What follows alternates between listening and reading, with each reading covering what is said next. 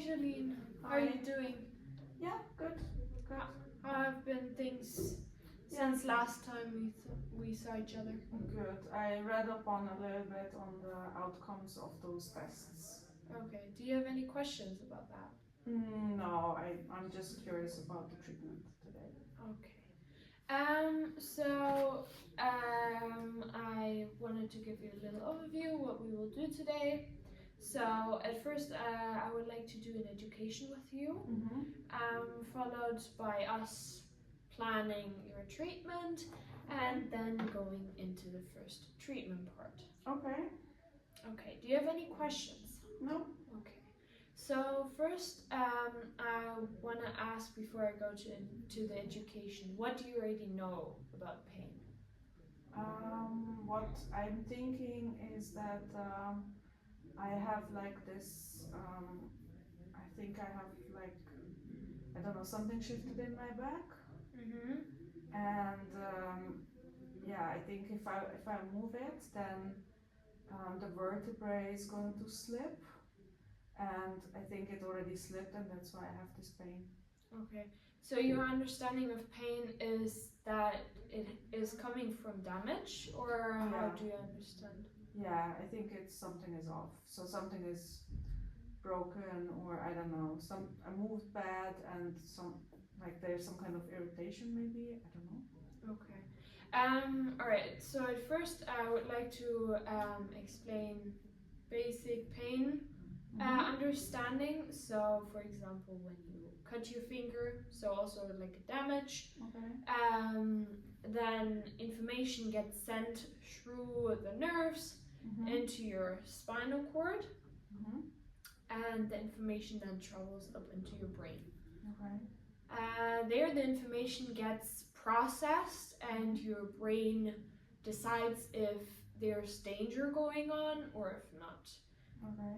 And because you cut your finger, for example, your brain then usually decides, okay, there's danger, I should react, so it sends off pain signals to your body, so that you will stop the action, take care of the wound. Yeah, that makes sense. Okay. Yeah.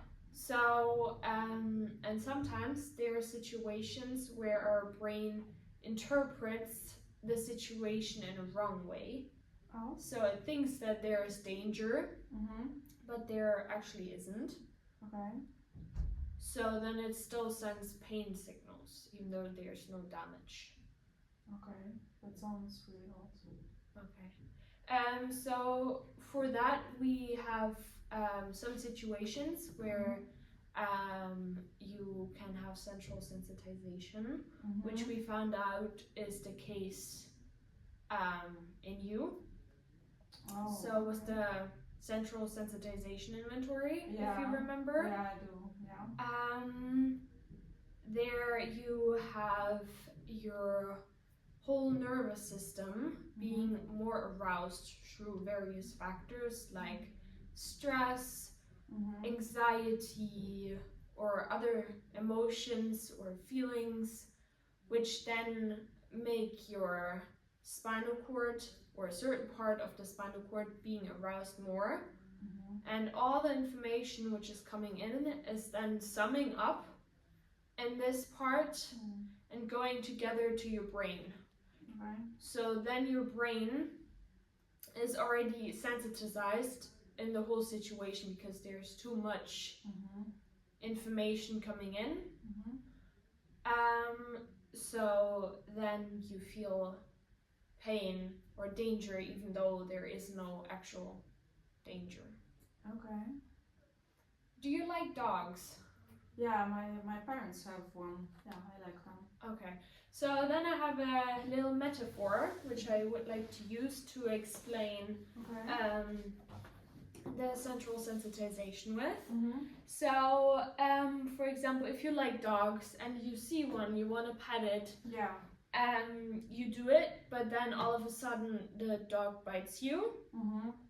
And then your you feel not trusted by the dogs anymore. You can't trust them anymore. And the next time you see a dog, your brain is seeing a dangerous situation in there because it remembers the situation of the dog biting you. Yeah, that makes sense. So it's more sensitized. So you don't want to pet dogs anymore, you're afraid of them. So there's a dangerous situation, which is actually not there. Okay. Yeah. So then your warning signals are going off. Okay. So I'm experiencing then fear. Yeah. From the dogs. Okay. So even though it's not the same dog, you generalize it over other dogs. Okay. Okay, I see. So even if your brain thinks there's a dangerous situation, it does not always necessarily mean that there's something wrong or damage in your body. So there's nothing wrong in my spine? There might have been in the past, but there is not anymore. Okay. Okay, I see. Or there's a high chance that there's nothing anymore wrong. Okay. Okay, well, I'm trying to remember this. What do you understand from my explanation now? Well, what I understand is that one part is like actual pain.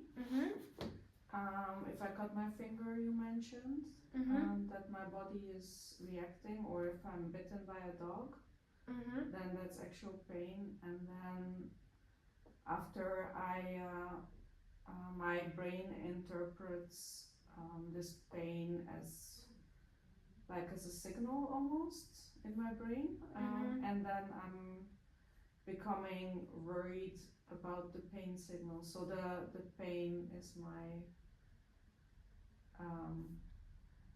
the pain the signal becomes the pain, right? Or something like that. Yeah, so your brain interprets the situation and decides if there's like a dangerous situation or not.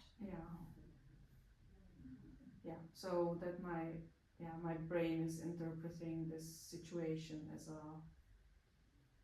a fearful factor. Okay. Alright. Well, that sounds already good. Okay. Seems like that you got a bit of an understanding about your own pain. That was my goal. Okay. For this part. For the next part, I would like to go over to the so-called fear avoidance model. So you see the basis of this model.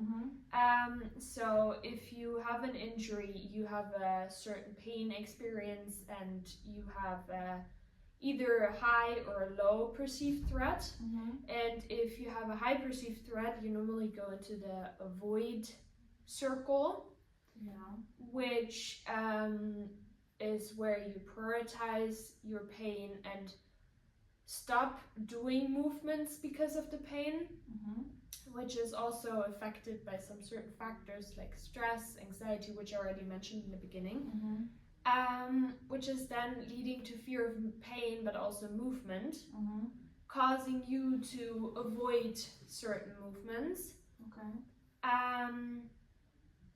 having further negative effects on your daily life participation. But there's also a different part of the cycle where you expose yourself to the pain perceived threat. So there you have a prioritization of other things, and you have a confrontation approach to the problem, to the pain. And by doing this, you can recover from your current situation. Okay. So with this information, I would like to fill out your own circles and see if you have an idea of the understanding of this model.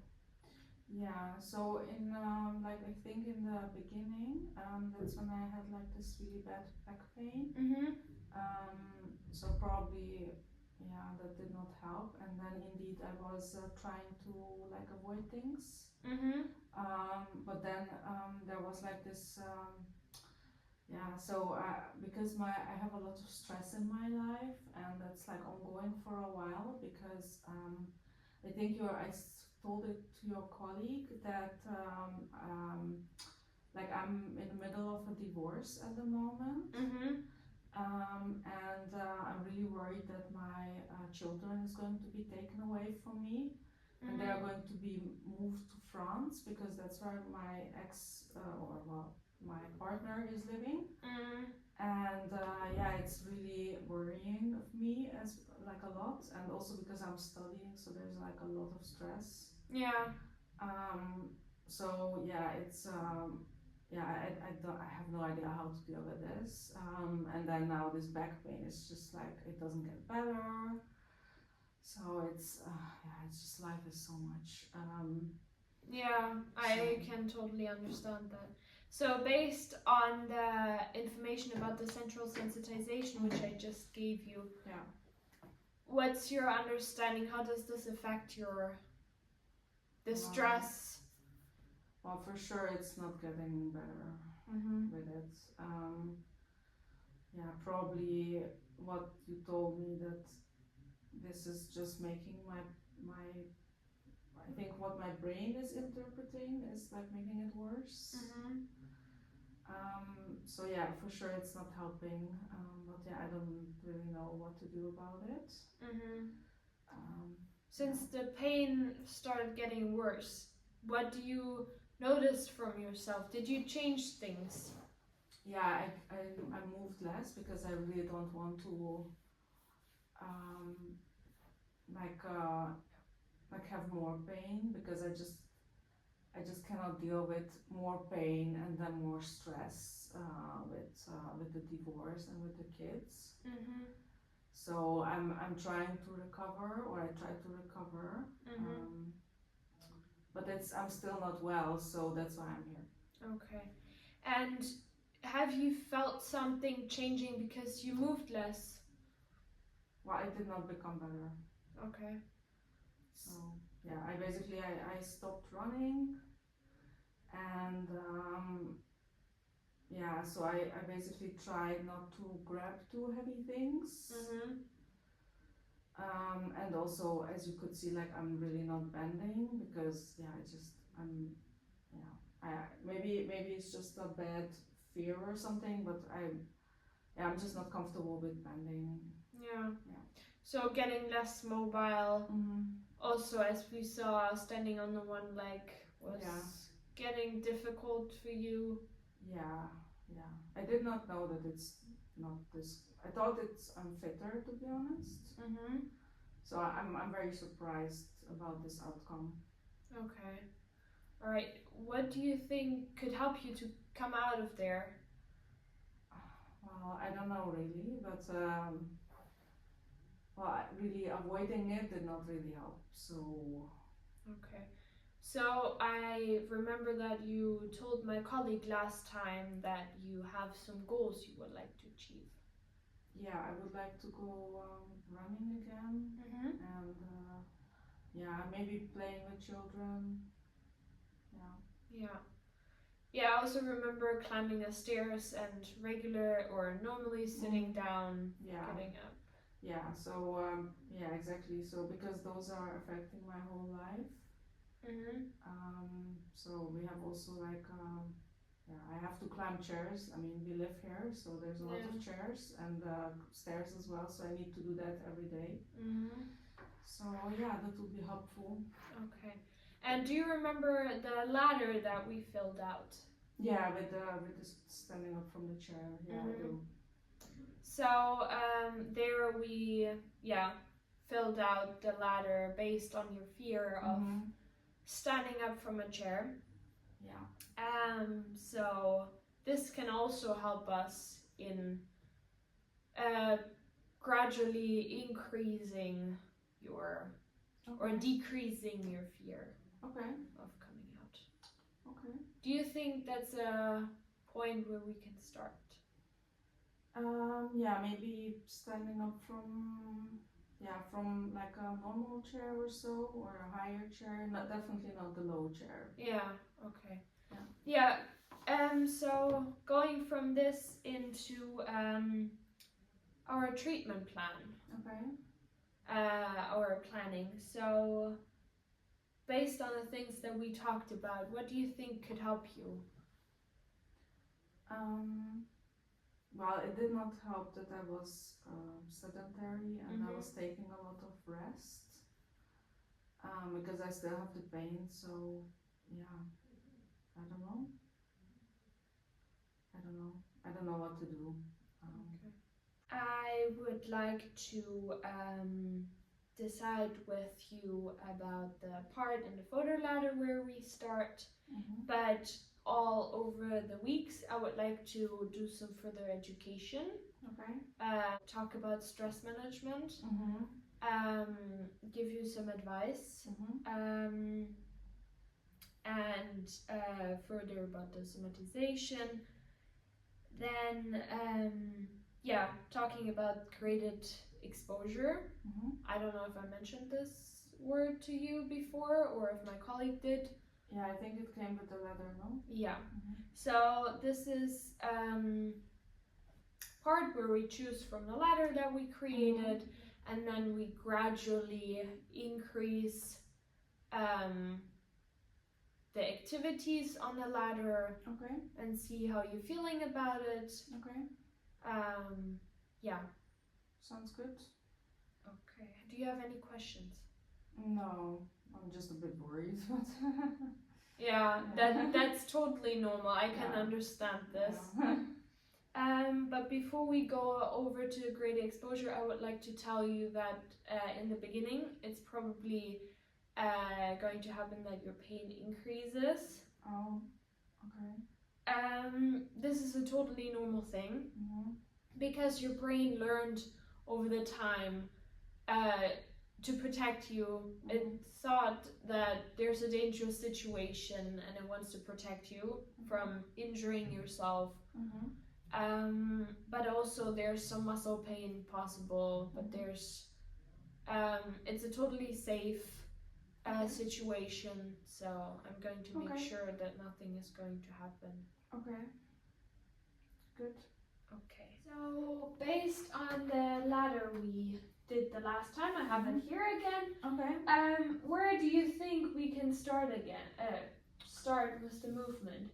So we don't want to make it too easy, but also, of course, not too hard for you. So what do you feel? Maybe high chair, so like the bench would be nice. What do you think about the fast beat from the high chair? Yeah, I think we can start there. Okay, on a scale from 0 to 10. 0, no fear at all. 10 is the worst. From a high chair, like a 5. Okay. And what do you expect is going to happen during the movement? Yeah, pain for sure. I will probably, well, not for sure, but probably I will have pain. Why do you think? So what does that mean for your body? Well, you just mentioned that probably my body is going to say or trying to protect me. Okay. So probably it will try to protect me. Yeah. Okay, well, that's good that you have the understanding. So keep this in mind. Okay. And then I would like to ask you, the bed seems good on the height, so if you could try and do it at a fast speed. Okay, perfect. Yeah. How did it feel? Yeah, a bit fearful. Yeah. But I did it, so that's good. Okay. Well, on a scale from 0 to 10 again, what did it feel? Or how do you feel now afterwards? Like a 4. Okay. Yeah. And did you experience something? Was there... No, I think it's... Was it something happening what you were expecting? I feel my back, but yeah, I don't know how to interpret it. I don't think necessarily it's pain. Okay. maybe my fear is just louder than my pain at this moment. Okay, well that's Yeah. good that you have less of a feeling there. So that's already good to know. And then I would like to ask you to do it again at a fast speed. Alright. That looks good. How did it feel? Yeah, better. How would you rate it? Yeah, maybe a 3. Okay. Yeah. And if you could do it once more for me. And again at a fast speed. Okay. Okay. Yeah, it's better than I thought it's going to be. Yeah, it's not so bad. Okay. Well, it's not so bad now. If you would rate it now again? It's a 2. Okay. Well, that seems good. Improvement. Okay. I like that. Yeah. So looking at the process on how you did it now, do you think it became real what you were expecting? Yeah, I don't think there is anything maybe shifting in my back at the moment. But yeah, I also feel still safe, so it's not so super low, so I think it's okay. Okay. But I'm not very, it's not super fearful at the moment anymore, so that's good. Okay. Alright, so then we can sit down again because we don't have, unfortunately, more time for today. But I would like to do this in the following sessions with you again. Then we can increase on our ladder. Okay. Also, I would like to do this with the other ladders which we created for the running, but also climbing the stairs.